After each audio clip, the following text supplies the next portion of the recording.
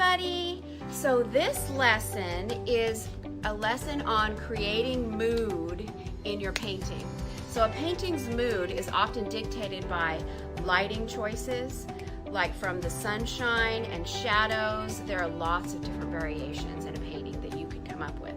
So I'm going to teach you how to paint a tree that is backlit by the setting sun. So if you're ready, let's get started. What I am doing right now is creating a quick sketch that includes irregular shapes for gaps in the leaves and the branches. Then I'm going to create a wash in the lightest values in the center and then the darkest values radiating outward.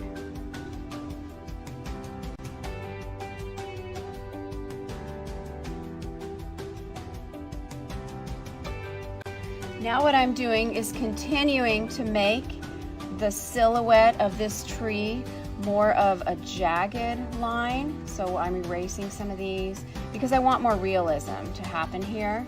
And I felt like these lines were just more smooth and they really need to be jagged. Now once you have your sketch completed and you think you have enough gaps for the light to shine through, we're going to start our wash. So we're going to wet this thing down and start to do our wash next.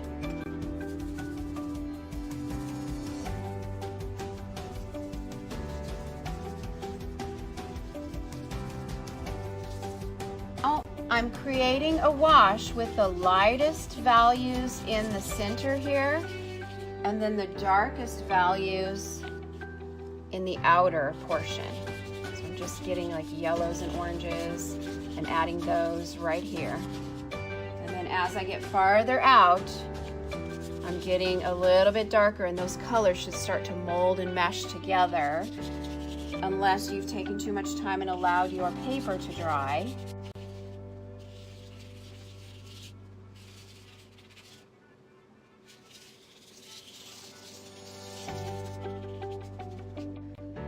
This last color here is just a bold reddish purple color that I'm going to get in there so that it can start to kind of mingle and mix with that red color that I have going.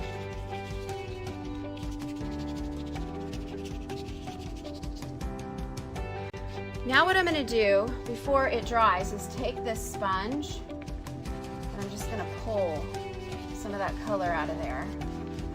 You could even take a Kleenex or something and just kind of pull some of that color out of the middle because I really want this middle to be light and then everything kind of flows out and gets darker and darker. Okay, so we need to let this dry and then we'll move on to the next step. Now that my painting is dry, I'm applying this Winsor Newton masking fluid to all of these little areas in between where I want the light to shine through. Masking fluid is a removable, on here it says removable liquid mask for paper. So it masks that color underneath. When it's dry, you can peel it off, but we're gonna mask and preserve that color underneath.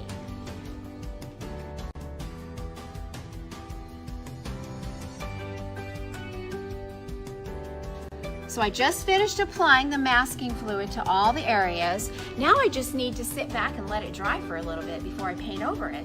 But the one thing that you need to remember is have water on hand so that when you're using this masking fluid, it doesn't start to stick and gum up on your paintbrush, because it will if you don't stick it in water every now and then and rinse it out really good.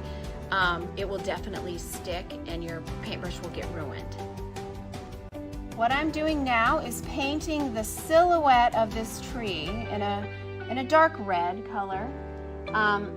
So by painting the entire tree in one color and adding another color in the center while the first remains wet is going to get me a glowing outer edge.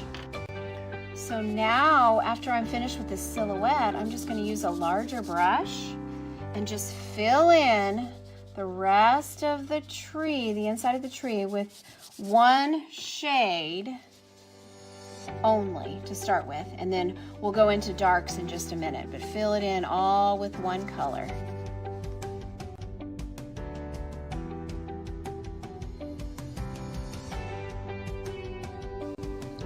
Now before my tree dries, I am going to get some black in here in the center, because what I want is these two colors to kind of mold together and start blending and mixing.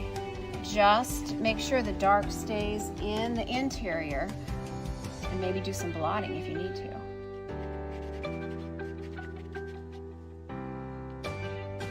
Okay, so you see what's happening right here?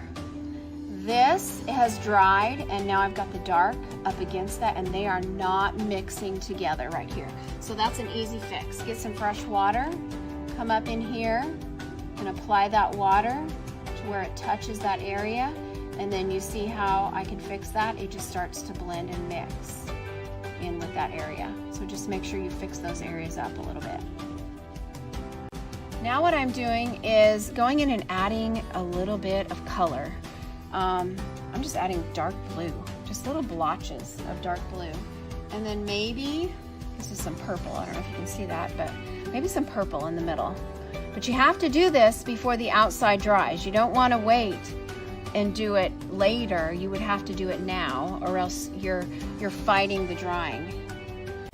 Now what I'm doing is dipping this brush in clean water, and I'm dabbing the areas toward the edges of the branches like this, and then I'm pulling towards the edge of the paper. So once I dab and get that color going, I'm pulling towards the edge of the paper like this.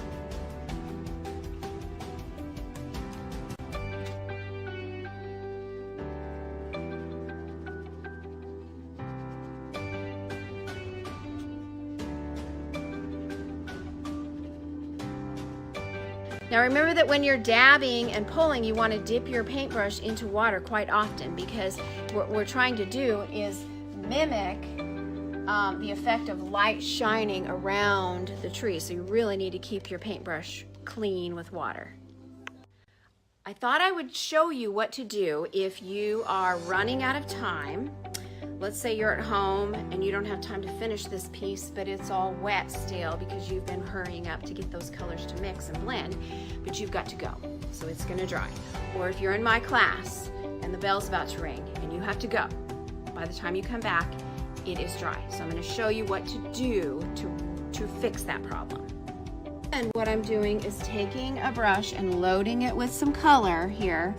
And I'm just going to, see what's happening? I'm going to load a dark color right here on the edge, and it's just gonna bleed. See how that bleeding is taking effect right here? It's bleeding into that area that I added a lot of water to.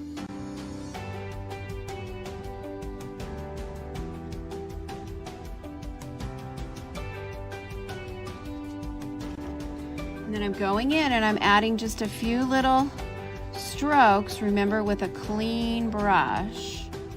I'm gonna re-dip it and get it clean, and then add some more. Just a few little strokes to pull that color out like this. Now what I'm doing is just taking my finger and I'm just rubbing that masking fluid off. Look at that. Look at how easy that is to take off. Just rub real hard and you can reveal that underneath color so that your tree will really look like it has some backlighting. Well, so here's my finished painting, and I'm super happy with it. I think that it turned out great. I can't wait to see what my painting students do with this technique.